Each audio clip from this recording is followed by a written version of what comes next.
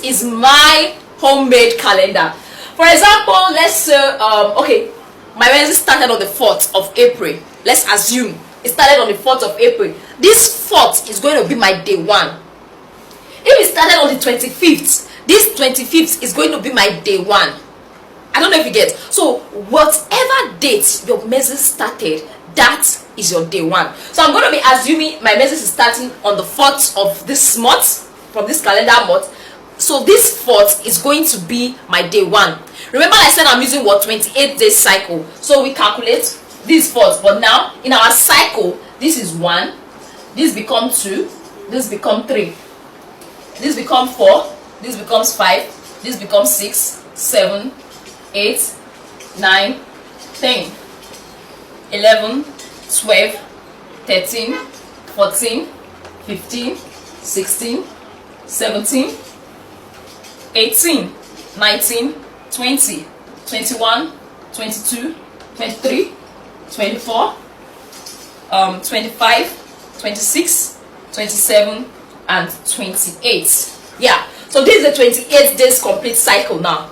Do we get now? So it's possible this person will start seeing the menses again. After seeing it on the 4th, he's going to see the next menses on the 31st. So from the day 1 to the next day your menses start is your cycle. So this person now is having what, 28 days cycle. So what you do now, since it's 28 divided by 2 is what? It's 14. So that 14 ought to be your ovulation period. That 14 ought to be what? It ought to be your ovulation period.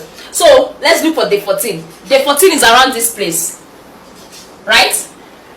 This is day 14. So any day around this place, around day 14, so 14, 15, 16 is unsafe if you don't want to get pregnant. 18, 19, 20 is unsafe if you don't want to get pregnant. So this 3 days before this 14, 3 days after this 14 is what is unsafe for you to have sexual intercourse if you don't want to get pregnant.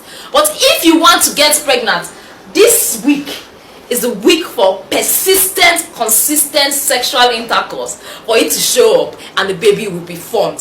So for those that are asking, oh, which days are fertile, which days are not, so this day 1 on your menses, you are not like, the possibility of getting pregnant is very, very low, drastically low. So 1, 2, 3, 4, 5, 6, 7, 8, 9, 10, you are safe.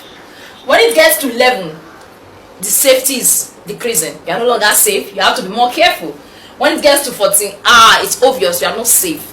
So you have to be careful if you don't want to get pregnant. But if you want to, this is the time for you to fire more and involve in a lot of sexual intercourse and enjoy yourself while having it. Then 15, 16, 17 is also not safe if you don't want to get pregnant.